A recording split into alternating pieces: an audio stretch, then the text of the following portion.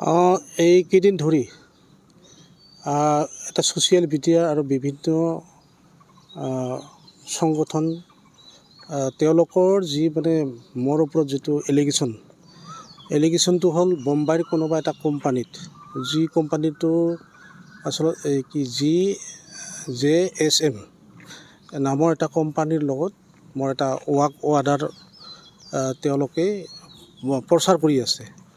মই এইবিলাক দেখি আচলতে স্তম্ভিত হৈছোঁ, হতভম্ব হৈ গৈছোঁ। আচলতে এইবিলাক কিয় এনেকৈ ওলাইছে, মই ইয়াৰ এটা সঠিক তদন্ত আৰু ইয়াৰ মানে দুষ্ট চক্ৰই মানে কেনেকৈ কি কৰি আছে, দালাল চক্ৰই কি কৰি আছে, আৰু এই সম্পৰ্কত মই আজি অভয়পুৰী থানাত, যি সদৰ থানাত, তাত মই এটা কেছ দিলোঁ। আৰু অভয়পুৰী সদৰ থানাৰ পৰা যিটো আমাৰ KSCৰ যিটো অন্তৰ্গত আউটপোষ্ট আমাৰ নৰ্থ চালমাৰাত কেছটো FIR ৰেজিষ্টাৰ কৰাৰ কাৰণে তেওঁলোকক পঠাই দিছে। আৰু মই মানে আজি এই কেছটো দিলোঁ। মূল কথাটো হ'ল আচলতে মই বাৰে বাৰে কৈছোঁ, আৰু পেপাৰ মিডিয়াত আৰু লাইট মিডিয়াৰ জৰিয়তে মই প্ৰেছ মিট পাতি বাৰে বাৰে কৈছিলোঁ, আচলতে এই ৱাৰ্ক অৰ্ডাৰখন সম্পূৰ্ণ ভুৱা। আৰু এই যিটো চহীটো হ'ল জালিয়াতি। এই জালিয়াতি চহীত কোনোবা দুষ্ট চক্ৰে এইটো কাম কৰিছে। আৰু মোৰ কথাটো হ'ল কেনেকৈ ওলাল, এই বস্তুটো কেনেকৈ ওলাল, এইবিলাক সঠিক তদন্ত হ'ব লাগে। মূল কথাটো হ'ল চাওক, যিখন ৱাৰ্ক অৰ্ডাৰ, এই অৰ্ডাৰ কপিখনত আপোনাৰ এইটো সম্পূৰ্ণ এটা জালিয়াতি যে এই কথাখিনি স্পষ্টভাৱে আছে। ইয়াত যিটো মোৰ চহী দিছে, এই চহীটো এজন অধ্যক্ষই কেনেকৈ ৱাৰ্ক অৰ্ডাৰ দিব পাৰে? এজন অধ্যক্ষই কোনো ক্ষেত্ৰতে ৱাৰ্ক অৰ্ডাৰ দিব নোৱাৰে।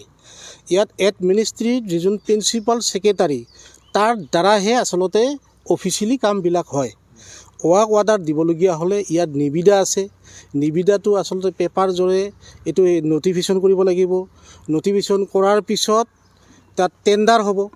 টেণ্ডাৰ হোৱাৰ পিছতহে এটা তেওঁলোকক ৱাৰ্ক অৰ্ডাৰ দিয়ে। আৰু ইয়াত কোনো প্ৰিন্সিপাল কোনো চহী নাই, খালি অকল মোৰ চহী দি এইটো এটা ব্লেম বনাই মানে মোক নিৰ্যাতন চলোৱা হৈছে। আচলতে একচুৱেলি মোৰ মানসিকভাৱে হাৰাশাস্তি কৰা হৈছে আৰু এটা নিৰ্যাতন চলোৱা হৈছে। আৰু মোৰ যিটো কেৰিয়াৰ, এইটো ধ্বংস কৰাৰ কাৰণে এইটো লাগি গৈছে। আৰু মই ভাবোঁ ইয়াত এটা ডাঙৰ জালিয়াতি আৰু দুষ্ট চক্ৰ আছে, যিবিলাক আচলতে দালাল বুলি কোৱা হয়। এইবিলাকৰো কাম আছে আৰু ইয়াত কোনোবা জড়িত আছে। ইয়াক শীঘ্ৰে কৰায়ত্ব কৰিব লাগে। আৰু ইয়াত শীঘ্ৰে কৰায়ত্ব কৰি ইয়াক সঠিক তদন্তত যি মোৰ ওপৰত যি এলিগেশ্যন আনিছে, এইটো সত্য বুলি প্ৰমাণ কৰিব লাগে।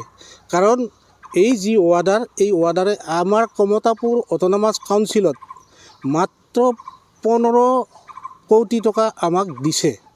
তাৰপিছত পুনৰবাৰ 15 কোটি দিছে, 11 কোটি দিছে। তাৰপাছত এতিয়া এইখিনি কামেই আমি এতিয়াও সম্পূৰ্ণ মানে কৰিব পৰা নাই, মাত্ৰ 50% কাম হৈছে। কিন্তু কেনেকৈ 36 কোটি টকা, কেনেকৈ প্ৰায় 35 কোটি টকা, 35 কোটি টকা ক'ৰ পৰা মানে ৱাৰ্ক অৰ্ডাৰ হ'ব? এইটো যে সম্পূৰ্ণ জালিয়াতি, এই কথাখিনি আহি আছে। আৰু এইটো যিকোনো প্ৰকাৰে ইয়াত সঠিক তদন্ত হ'ব লাগে। আৰু আজি সদৰ থানা আৰু আমাৰ আউটপোষ্টক এইটোকে মানে আহ্বান জনালোঁ।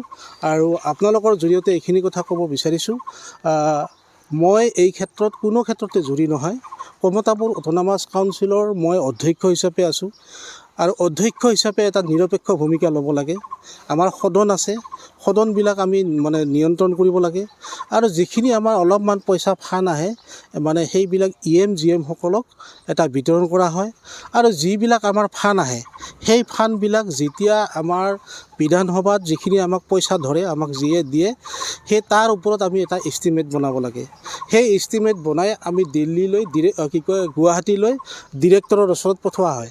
ডিৰেক্টৰৰ যিটো আমাৰ অফিচিয়েলি অন্যান্য পিছপৰা শ্ৰেণীৰ যি ডিৰেক্টৰ থাকে, তাৰ পৰা আমাৰ সেই যিটো চেংচন, সেই চেংচনটো তেওঁলোকে পাছ কৰাই দিয়ে। আমাৰ সেই পাছ কৰি দিয়াৰ পাছত আমাৰ সেইখিনি আনি আমি প্ৰিন্সিপাল ছেক্ৰেটাৰীৰ হাতত সেইটো জমা পৰে। আৰু প্ৰিন্সিপাল ছেক্ৰেটাৰী গোটেই চালি জাৰি চাই কোনটো কাম কি, তাত এক্সিকিউটিভ ইঞ্জিনিয়াৰৰ জৰিয়তে তাত এটা সুন্দৰকৈ পুনৰ এষ্টিমেট বনাই মানে সেইবিলাক মানে কাম কৰিবলৈ অৰ্ডাৰ দিয়ে।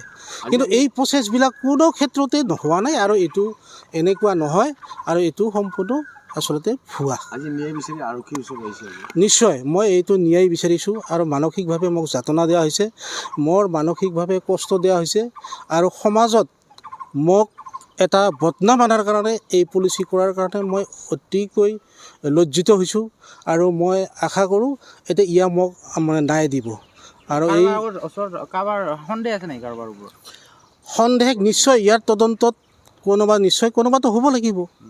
ইয়াত মানে কোনোবা হ'ব লাগিব, কাৰণ মোৰ সন্দেহ এতিয়াও ঠিক তেনেকৈ হোৱা নাই, কিন্তু ইয়াত নিশ্চয় যদি তদন্ত কৰে ইয়াত নিশ্চয় দেখা পাব।